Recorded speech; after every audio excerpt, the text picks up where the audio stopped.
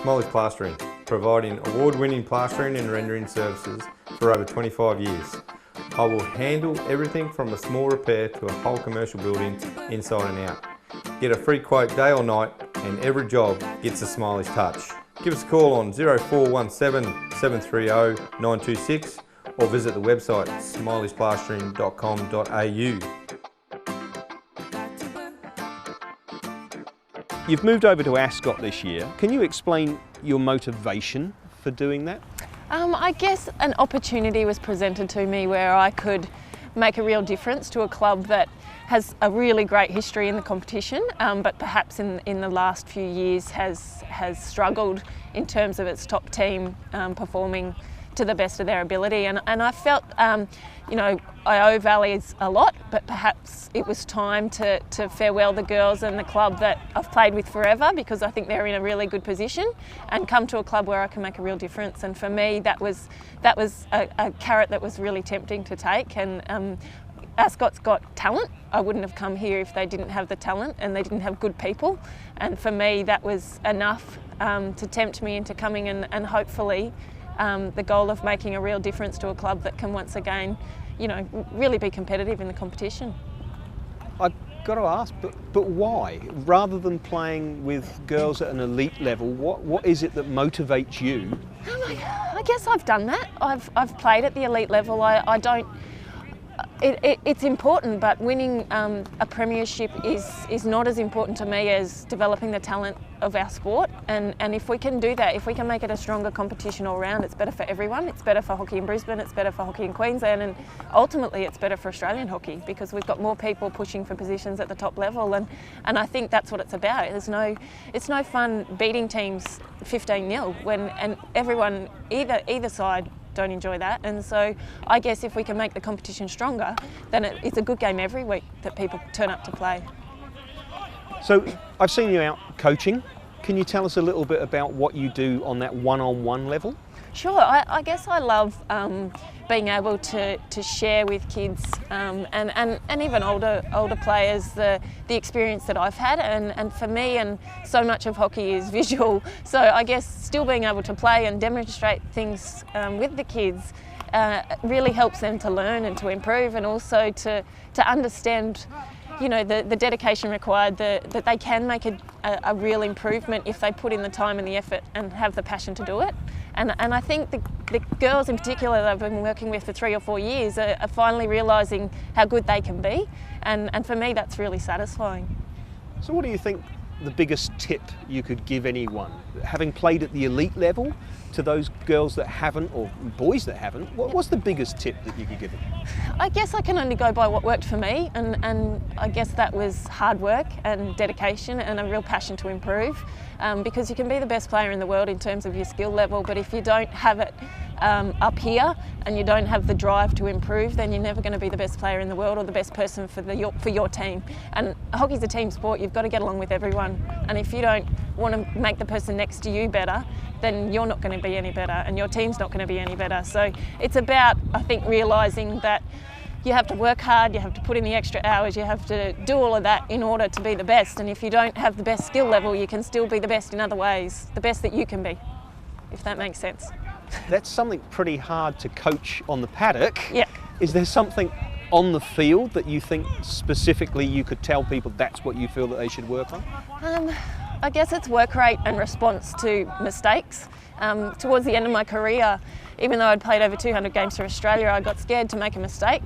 And I think that's a real error in my part, but it's about teaching kids in particular that it's not about not making mistakes, it's about what you do and how you react to those mistakes. And for me, that's a big thing that I try and pass on to the kids. Nobody expects you to be perfect.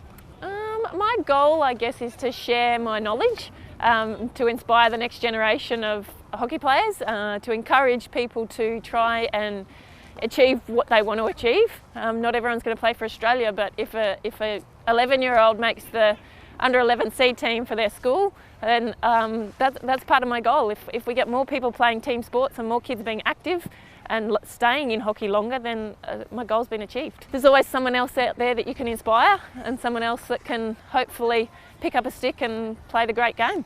I love playing and I love being involved on the field, and I'll play hopefully as long as my body allows me to, and as long as people still think I'm valuable to the game. In terms of administration, my real passion lies in being able to have a hands-on approach and being able to be out on the field. So I don't know, but I never say never. So Angie, your first season back in 2015 after 6 years off. How did that feel? How fit were you? I don't think I was particularly hockey fit, but I'm not good at sitting still. So I guess I lead a fairly active life. You know, having 2 kids changes your body, but for me, I never enjoyed going for long runs when I played for the Hockeyroos, but now it's a chance for a bit of peace and quiet and a bit of therapy, so I still enjoy going for runs. And I think my coaching keeps me fairly active and fairly fit. So while I did struggle in terms of repeated efforts, in terms of speed and strength in my legs, I guess when you're distracted running around chasing a white ball, it's easy to get through the pain and push through the fitness. So what do you reckon is the hardest thing? I guess for me it's backing up, and I probably, because I wasn't physically prepared, it used to take me a few days to recover from trainings and from games, and that happens when you age, I guess. Not as young as I used to be. You're basically still a professional hockey player. You're playing that much, you're coaching that much, so how are you finding that balance? I guess it's challenging. It's more challenging than I thought it would be. Perhaps being a parent is more challenging than I thought it would be, although it's so rewarding. With a 4 and a 6-year-old, I guess you're kept on your toes, and for me it's balancing, like any parent, the guilt factor of doing something you love and something that's for yourself versus being there for your family and the commitment needed there. So I guess it's a constant challenge, but it's working well at the moment. So Angie, you're not the only one in the family who plays hockey, so what's Stephen doing with himself now? Unfortunately, he's packed the goalie gear away and has done for a few years now. He's working really hard, which is a bit challenging. We've got our own business, an electrical business, which employs quite a few of the hockey boys, which is great, keeping it in the sport. But it's challenging for him to find a balance between his family, his earning our income, and also some time for himself. So I'm hopeful that one day he might make an appearance back on the hockey field, but it's probably not in the near future, unfortunately. All right, well, let's see how quick your reactions are and hit you with some quick questions here. So, what's your fondest hockey memory? I have to be gold medal in Sydney. What's your favourite player played with or you admire from afar? I'd love to play against Luciana Amar. She was the best player in the world, and I always love to challenge myself against her. But I love to play with so many of the Hockeyroos from the old era who taught me so much about the mentality of becoming a good hockey player. So what was the best advice you were ever given? It takes a lot of hard work, and you've got to be coachable. Don't pretend you know everything. What's your funniest memory from hockey? Oh, any car trip involving Nikki Hudson's always pretty funny. We used to commute with Karen Smith from Toowoomba to Brisbane for weekly trainings a couple of times a week, so it was always pretty entertaining. What's more painful, childbirth or a Hockeyroos training session? They're both pretty painful, and they both got pretty good rewards at the end, so I don't know that I could separate the two. All right, real quickies. Favourite colour? Purple. Favourite music or band? Any music that's not kids' music at the moment. Favourite food? Sweet things. Favourite TV program? I don't watch a lot of TV, but anything that I can tune out. So, talking to the kids, what are your ambitions for them? Do you want them to become international hockey players, international sports people, or would you push them away from it?